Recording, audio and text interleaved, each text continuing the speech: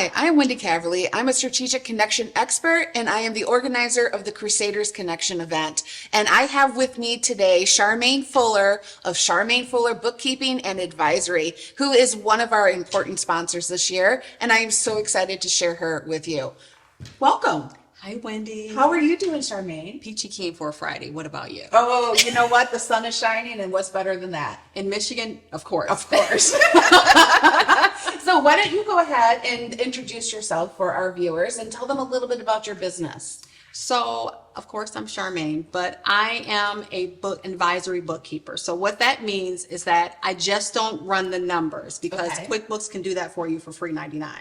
But what I do is I dig into your numbers. I help you to understand why something might be going on. We help to come up with some other steps. So Okay. almost like a consultant and a bookkeeper at the same time, which is what a lot of businesses need when they're getting ready to scale. Yes, because if a business doesn't have that internal person, you are that actually, I think it's even better than an internal person now that I'm thinking it out loud, is the internal person is just doing the numbers. Their Right. job is to be the accountant, the bookkeeper, the make sure the checks are paid and everything is there. Right. But you literally are taking it one step further and viewing it as a business owner yourself and saying these are the things that you should be aware of for your business, for your cash flow, for your future growth. Exactly. Do you actually talk to your clients about what are their future plans for their business? Yes. So I go in and I ask them, where do you want to be in 6 months? Where do you Oh, want to be in a nice. year? If they have debt, what are we doing with this debt?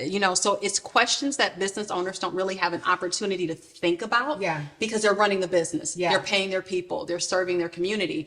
And the things that are going to help them to scale sustainably Yeah. is not necessarily front of mind for them. True. Because trust me, that's me and that's the people I work with. We are the visionaries. We are trying to drive the business forward. And that, inconvenient thing called money is just that, is an inconvenience for us. And that's kind of why I laughed a little bit, because if you ask me where I want my business to be in 6 months, a year, 5 years, I can tell you. Right. But if you're going to ask me how do I want to manage that debt or what I want to do with that debt, I don't know. And I want it to go away. Right. And where do you want to be financially? There are so many businesses that don't know where they want to be. I call it checkbook bookkeeping. Where there's $500 in the bank account. Right. And you have $250 in expenses. And so you're running these tallies and stuff in your head. So we do forecasts and budgets and things like that because most business owners have it in a notebook, and there's nothing wrong with that. But Right. the bigger you get, the messier the notebook gets, the messier the spreadsheet gets, the less you want to engage with it because now you have employees, now you have suppliers, now you have different things that you're trying to manage, and you can't manage it out of a notebook. Right. Right. And again, that's not where most business owners or most entrepreneurs want to be. They don't want to be in the business. They want to work on the business. Right. Right. We talk about that frequently. And that's why aligning themselves with the right people that will give them that freedom and yet that foundation. Right. So they can focus on their business instead of in the day to day, which is frankly time consuming. And takes you away from the growth. I mean, it's that loop back where I'm going forward. Oh, now I got to go back, which means I have to travel the same thing. So what do you do for the businesses when it comes to like the tax season? Because, the IRS got their thing going on. And Oh. so does the state. But Uncle you're Sam a is petty. bookkeeper. So yeah. I wasn't going to say it. She said it, not me. Uncle Sam is petty. It's petty. Yes, absolutely. But traditionally bookkeepers don't do like tax prep. I don't do it either. Okay. So this is how I tell people. The CPA is the surgeon. Okay. I am the surgical nurse. Okay. I make sure all the things are there. I make sure everything's in place. And then after surgery, I make sure you go to PT. I make sure you're healing. So you don't have to have surgery on the same thing again next year. Hopefully the next time you see the surgeon, he or she is extremely happy that they don't have to go through a box of ish to find out what's going on. Yes. And try to make up journal entries. There are some CPAs that are bookkeepers. There are some bookkeepers that are CPAs. Right. Often the two don't mix. You know, it's kind of like, I guess, niching down. Right. And then you get into this space of certified managerial accountants, right? These are the people that are almost like me, which is where I'm going for as a CMA. But I don't do taxes, but I'm coming into your business, I'm advising, I'm helping you with the day to day. And so knowing what role your people play is very important, because your CPA is not necessarily going to manage your day to day. They're just going to tell you tax planning stuff based on what you earned last year. Yeah. This is how much you should be paying quarterly in taxes. And don't ask your bookkeeper that if they don't have an EA or they're not a CPA. EA is an enrolled agent. Thank you. I was just going to ask for that. Or your certified public accountant or some sort of tax accountant. Okay. You want to make sure that they are the right credentials for the job. And it's easy in this industry, in all industries, I think, for things to get muddled and pushed through. So I don't do any type of tax advising. I don't mess with your operations. Like, I have a girl that I refer people out to. Okay. Like, if you need help with putting your manuals and stuff together, I can tell you they're a mess, but you don't want me to help you fix that mess. Right. Because you know your area of expertise, and it's very beneficial to your clients. And like you said, those are two separate things. This is Right. not an either or. It's a And. You need both. And once again, my head immediately went to the humorous thing that my CPA is dad, but you're my financial mom. Right. You're the one there going, you know, I'm fixing the boo-boos. I'm Yes. making dinner. I'm Yes. making sure that you can sustain life. Yes. Until dad goes and like throws you up in the air again and you guys have a great time. Yes. Right? Yes. That you're the one going, are you going to get out of bed for that we got Right. that thing today, right? And that's And so- do you have money for that? Mm-hmm. Right. So that's an advisory bookkeeper. A regular bookkeeper, somebody that just does bookkeeping, is not even going to Yeah. fool with that. They Yes. are just going to say, here are your reports. Right. This is what they say. And they're only going to be past casting for you. So I'm helping people to future cast, because I saw there was a need in mainly the service industry. You know, as you grow, if you're a consultant or a speaker or a coach, when you're starting out, it's easy. Like, you know, you got maybe 25 transactions a month, but as you begin to grow your practice, whatever that might be, stuff gets complicated. Yes, it does. Yes, it does. And, you know, you start adding on contractors and you start adding on all these. It gets really complex. And it's like, well, how do I know when to scale? Yeah. You know, can my money sustain me scaling? A bookkeeper can guess for you. And they might be able to advise you, but somebody like me that's an advisory bookkeeper, I'm looking at the past and I'm looking at the future. As a founder and an entrepreneur myself, when I align myself with other people's services, I need them to be trusted Yes. advisors, because I need them to be experts at what I'm not. So I need someone that will tell me this is your next steps. Like you said, you're forecasting. Right. You know, you're not just reflecting what has happened, you are helping them make sure that they are ready for the next steps as well. Invaluable to a business owner. Thank you. Who is growing and scaling, because we don't have time. I don't have time to learn all that. I don't have time to build a website. Right. But I know a guy. Yeah. I know a guy. Right? It's like a lot of stuff that I'm farming out. Like, this has been the year of, if I tell my clients all the time, like, it's okay, you're not an expert in that. That's what I'm here for. I'm like, I'm telling my clients this, but I'm trying to figure out how to add a plug-in to WordPress at 3:00 in the morning. Right. You know, Right. so Right. it's finding people. As you begin to scale, you need to be able to be okay with saying, I'm going to put a couple of stacks over, and that's thousands. I'm going to put a couple of stacks over to the side, because I know that this is going to yield, you know, sevenfold, because Right. I'm not in it. Right. Right. See, and actually, I think there is something to be said about, we think we need to be perfect, which means we have to be an expert at everything, and Right. we need everyone to assume we are, where there's actually a lot more power in aligning or connecting with those who complement where you are not. You know, I mean, Exactly. I'm a big advocate for find those who can watch your blind spots, who see what Yes. you don't see, who know the things that you need to know, but now you don't have to go learn it or get a degree in it, because you can trust them.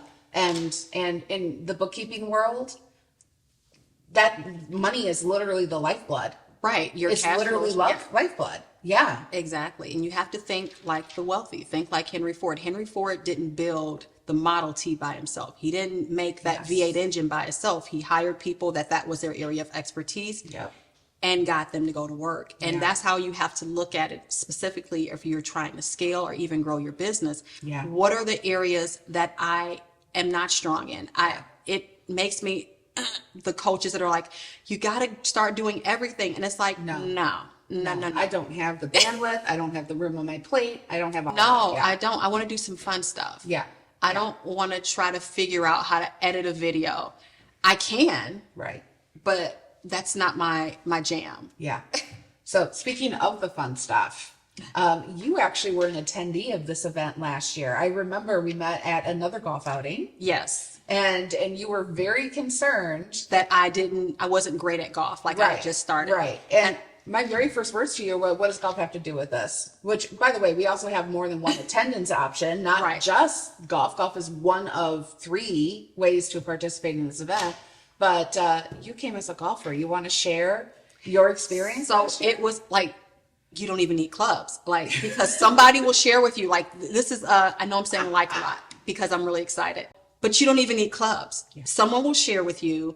This is the most laid back opportunity for you to network, to engage in the game of golf. If you've always maybe wondered what it was, but totally worth time, energy, money, totally worth all of that. Because I was petrified because everything looked so professional. And I'm like, I don't want to go out there and make somebody mad, because sometimes golfers get a bit serious, about their sport. And you were like, what's golf got to do with it? And I said, okay, maybe I can do this. And I went out and had a blast, met some awesome people, built some great relationships. And, I didn't look to basically build business. I went to connect, because a lot of the times I'm looking for people that my clients need, because again, I'm not your everything. Right. I am not your everything. Right. So, I'm looking for people in mortgage and in banking, and, I go and I look for the people that can serve the people that I'm serving. So I believe if you go with an attitude with how can I serve better, that you come out of this event with so much knowledge. Like, I met people and you hear them sometimes talking about things that you had no clue about, but you're at the table with them or you're in the golf cart with them and you're like, what? And so you're learning all these different things. And so it's just this great opportunity to connect and to learn and to grow and to share what you know. And sometimes out of not trying so hard, some of the best things happen, right? Yeah.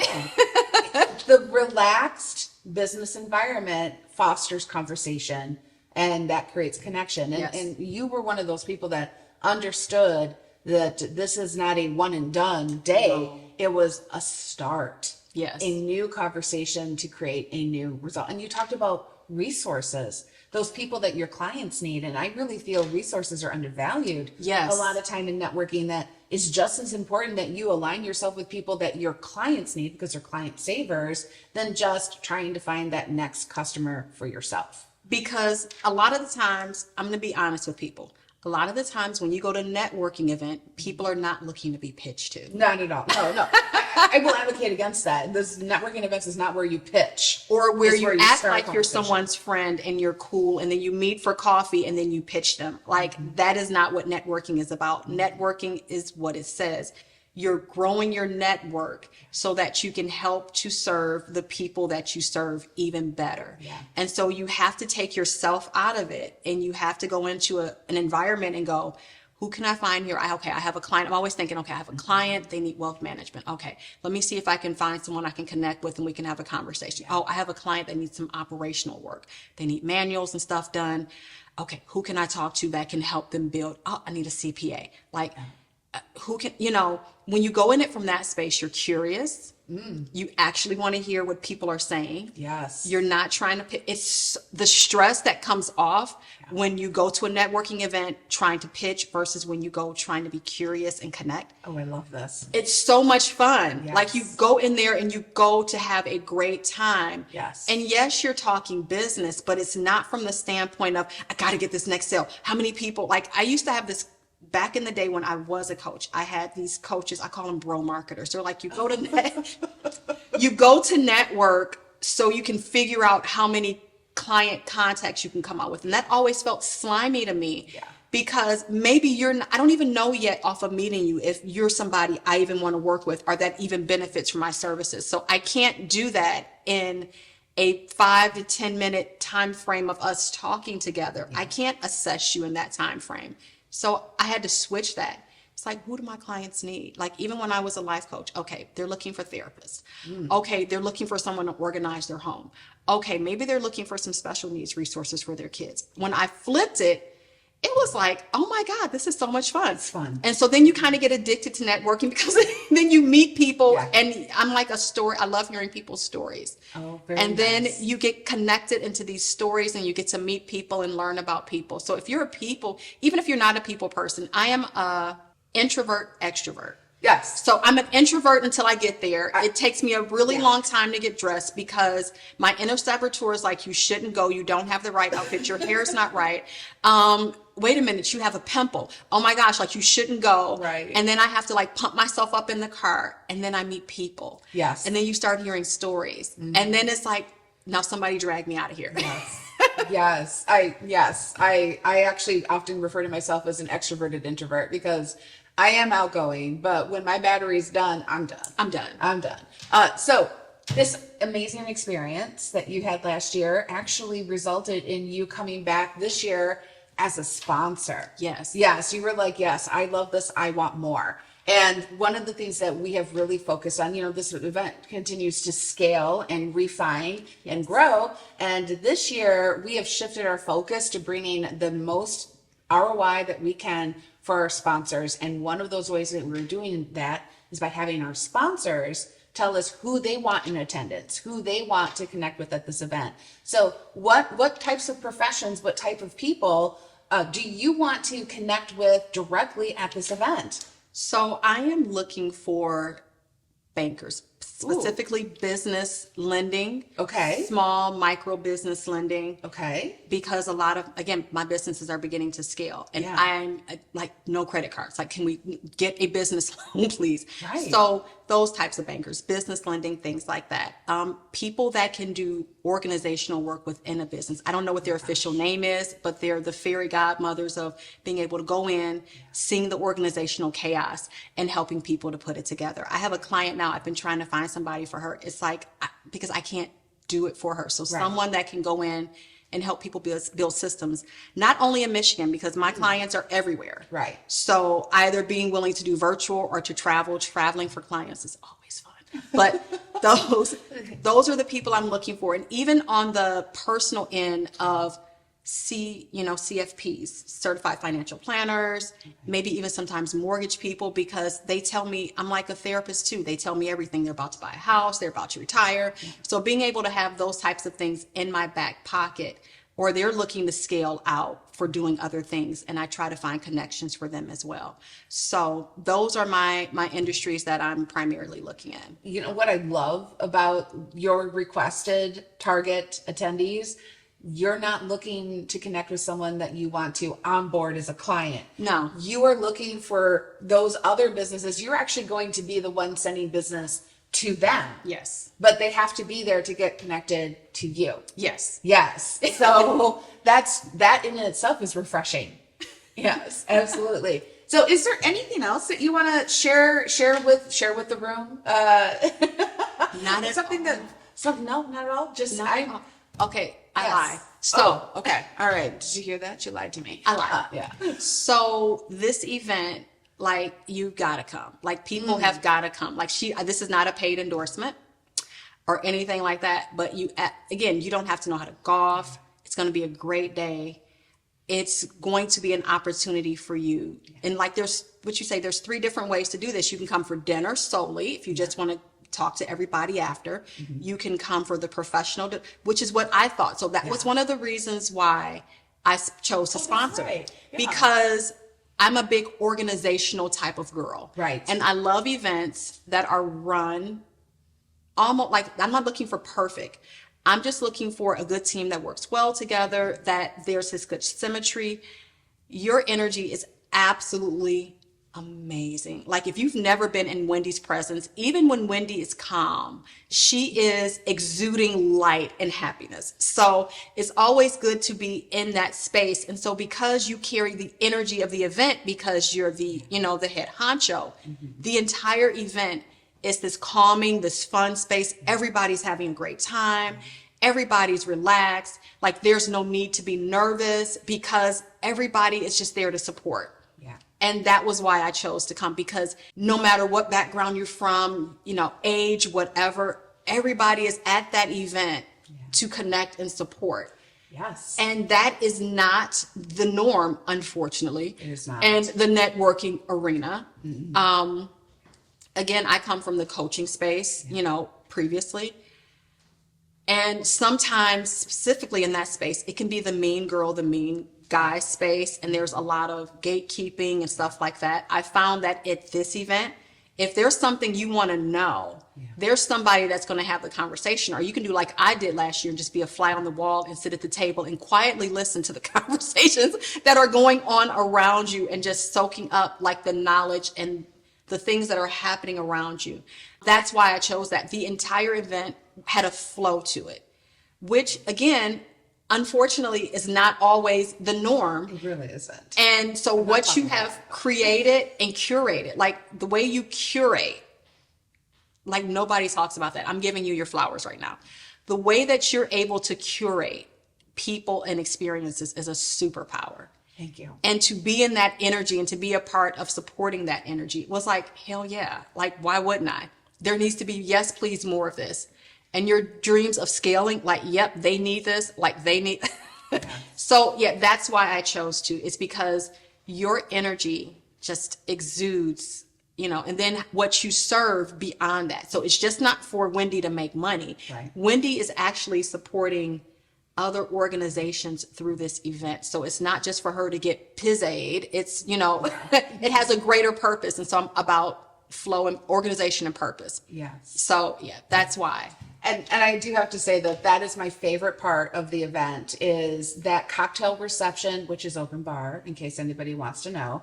That cocktail reception and that dinner time when all three attendees are together in one room, watching people walk around the room, talk to each other. They're trying to find the names on the cards. Yeah. They got those introduction cards when they showed up that said, these three people are here. You should talk to them. It forces them to mix and mingle, not just talk to the people they already know or the people they came with and leave. They connect in a room full of people, and you're right, the energy, you don't see that at other events that are similar to this. Exactly. And I would say if you're golfing with like 4 people, I would put in the comment section, mix me up. Which I will do. Right. Yes. Mix me up. So that way because if you're golfing with people you're comfortable with, who are you meeting that's new? Yeah. Yeah, exactly. And yes. And I'm going to say this, then we're going to wrap it up. Okay. I have actually told people that if you're serious about golf, I recommend you bring your foursome. Right. So just like you said, if you're serious about your golf game, I recommend bringing your own foursome. But if you're there to have a good day in the sunshine and connect with new people, let me pair you up. Yes. Because I will pair you up with people that are good for you to know. And even if you are serious about golfing, don't be serious for a day. Not today. I mean, there's trophies on the line, but not today. Right? Not today. All right. So thank you so much. I'm so excited that I met you randomly last year. Nothing's random. So okay, that the universe aligned us. Yes. And that we're going to continue this into higher and better for all of us, not just you and me, but for our network at large. Yes. Thank you, Wendy. You're welcome, Charmaine. So this was Charmaine Fuller with Charmaine Fuller Bookkeeping and Advisory, and I am Wendy Caverly, the Strategic Connection Expert and the organizer of the Crusaders Connection event. And I look forward to seeing you on the next one.